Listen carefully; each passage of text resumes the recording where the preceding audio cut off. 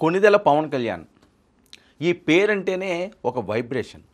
కానీ చాలామందికి ఎందుకో మరి పవన్ కళ్యాణ్ అంటే కడుపు మంట.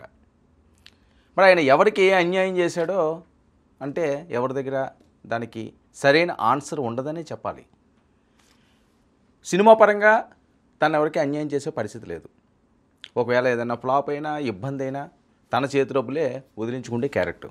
ఇక రాజకీయాల్లోకి వచ్చి ఒక సమూలమైన మార్పులు తీసుకురావడానికి తనదైన స్టైల్లో ముందుకు నడిచిన నాయకుడు పవన్ కళ్యాణ్. పొగడ్డానికని కాదు ఈ మాటలు చెప్పేది, వాస్తవాలు కనిపిస్తున్న దృశ్యాలు. నిజంగా పవన్ కళ్యాణ్ లాగా వేరే వాళ్ళు కూడా వాళ్ళ ఇంటి డబ్బులు తీసుకొచ్చో ఆయన సంపాదించుకున్న డబ్బులు తీసుకొచ్చో ప్రజలకు పంచిపెడితే వాళ్ళని ఈ రకంగానే పొగుడుతాం. యాజ్ ఎ జర్నలిస్ట్గా వాళ్ళ గురించి ఈ రకంగానే చెప్తాం. కానీ ఆ పరిస్థితి ఎవరు చేశారు?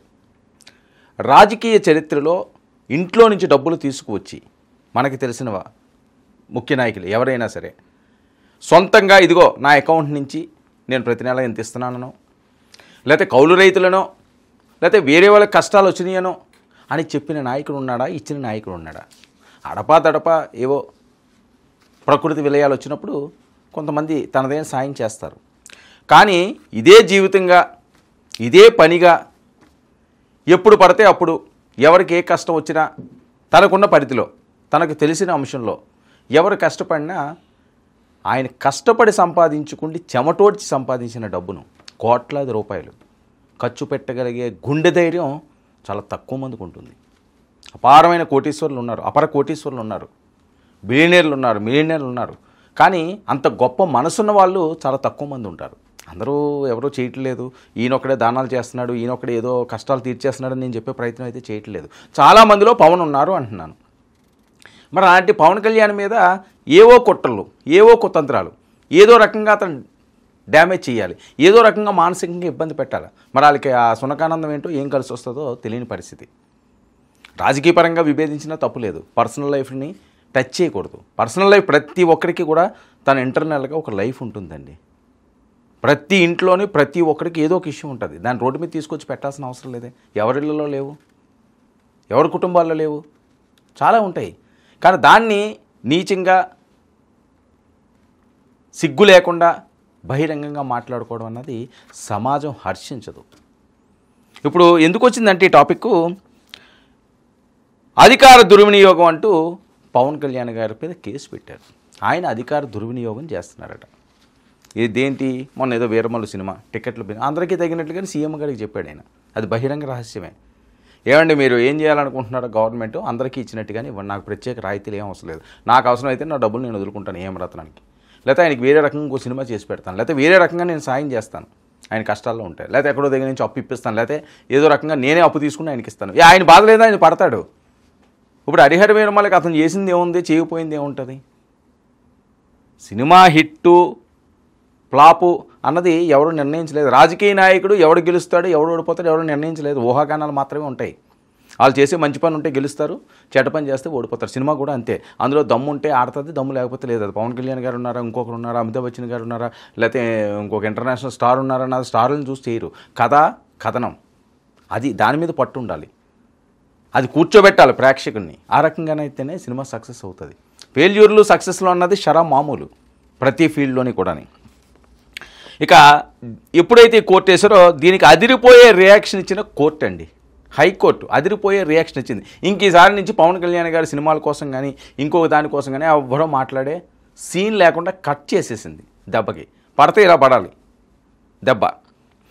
ఫిర్యాదుదారుడికి షాక్ ఇచ్చిన న్యాయస్థానం, సీఎంతో సహా మంత్రులుగా ఉన్నవారు నటించొచ్చు.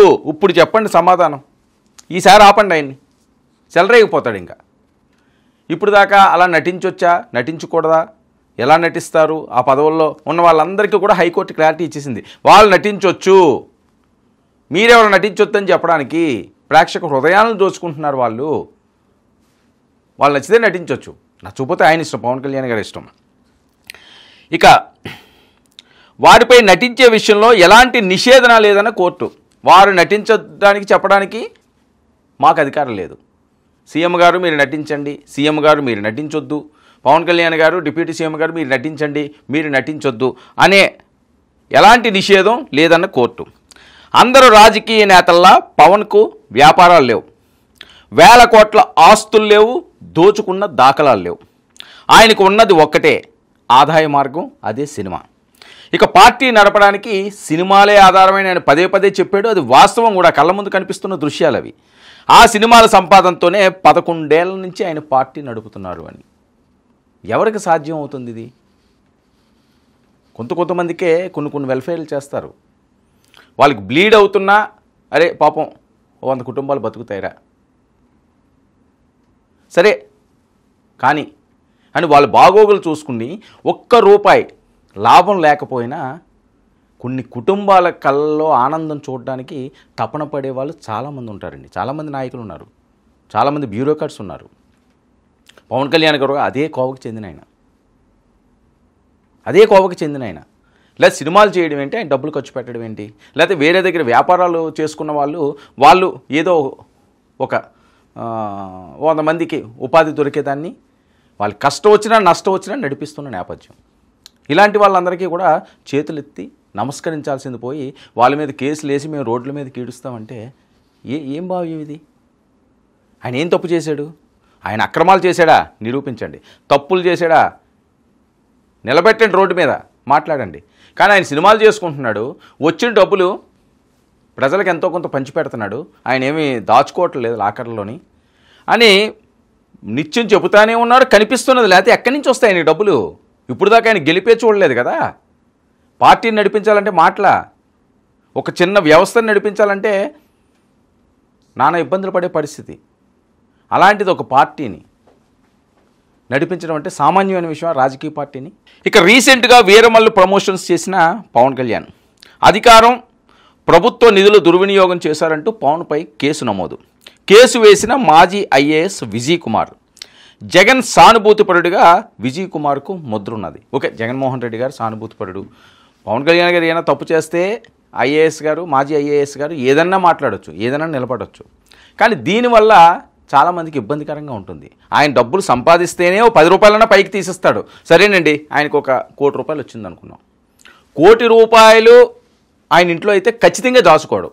ఆయన క్యారెక్టర్కి, ఆయన మనస్తత్వానికి కనీసం ఒక 5 లక్షలు 10 లక్షలు ఇంకా ఎక్కువ ఇస్తారు. నేను ఫర్ ఎగ్జాంపుల్ చెప్తున్నాను, ఒక 5 లక్షలు 10 లక్షలు తీసిస్తే ఎవరికొరికి ఉపయోగపడుతుంది కదా. దాన్ని ఎందుకు చెడగొట్టడం? అవే సినిమాలు లేకపోతే రాజకీయ పరంగా ఆయన ఏదో అవినీతి చేసేసో, రాజకీయ పరంగా ఏదో చేసేసో ఆ టైపు కాదు. ఏమైనా చూపించండి, ఆయన తప్పులు ఏమైనా ఉంటే. సరే, ఆయన పేరు చెప్పుకుంటూ ఎవరైనా చెట్టు పేరు చెప్పుకుంటూ కాయలు అమ్ముకున్న వాళ్ళు ఉండొచ్చేమో, ఆయన చెడ్డ పేరు తెచ్చే వాళ్ళు ఉండొచ్చేమో. కానీ ఆయనకి ఆయన చెడ్డ పేరు ఈ క్షణికమైన ఈ ధనం కోసమో ఇంకో దానికోసం తప్పు చేసే క్యారెక్టర్ కాదు అతను. కనిపిస్తున్నది నిజంగా ఉన్నదనుకోండి, నిలదీద్దాం, అందరం నిలదీద్దాం, తప్పేమీ లేదు అది.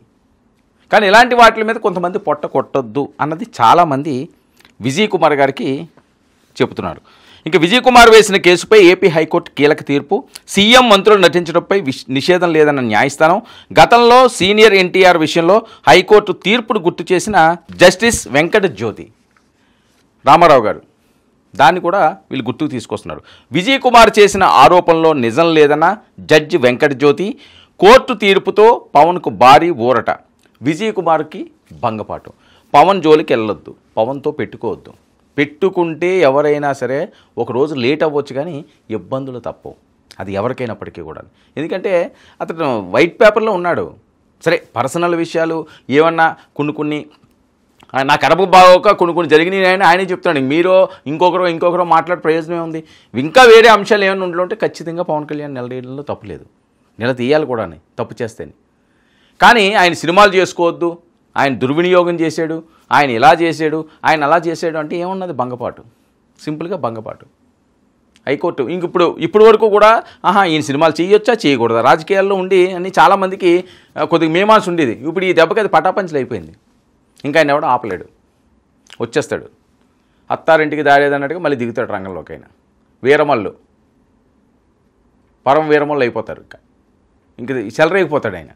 ఇప్పటి వరకు సినిమాలు చేయన్నది ఇంక ఒకటేంటి రెండేంటి, ఆయన వృత్తే అది. ప్రజలకు కావాల్సింది కూడా ప్రేక్షకులు ఒప్పుకోరు కదా, వాళ్ళ అభిమానులు ఒప్పుకోరు. ఆయన రాజకీయాలు చేసుకోమంటారు. అడపదడప ఒక సినిమా మాకు ఇచ్చేయండి, మేము సంవత్సరం అంతా దాంతో బతికేస్తామన్న భక్తులు ఉన్నారు పవన్ కళ్యాణ్ గారికి. అది మర్చిపోకూడదు. తప్పు చేస్తే నిలబెట్టండి, కానీ కొంతమంది పొట్ట కొట్టడానికి మాత్రం దయచేసి ప్రయత్నించకండి అని చెప్పి చాలామంది మంచిగా, కూల్గా, బుద్ధిగా ఎవరైతే ఆయన మీద చెడు ప్రచారం చేస్తున్నారో, ఎవరైతే ఆయన ఇబ్బంది పెట్టడానికి చూస్తున్నారో, ఎవరైతే ఆయన మీద విషం చల్లడానికి చూస్తున్నారో, ఆయన మీద బురద చల్లడానికి చూస్తున్నారో వాళ్ళందరికీ కూడా ఒకే ఒక మాట. ఈరోజు ఈ అంశంలో కోర్టు చెప్పిన మాట రేపు వేరే అంశంలో వేరే రకంగా కూడా వేరే వాళ్ళు చెప్పించుకునే పరిస్థితికి వెళ్ళొద్దు. ఆయన అనవసరంగా గెలకొద్దు, పవన్తో పెట్టుకోవద్దు.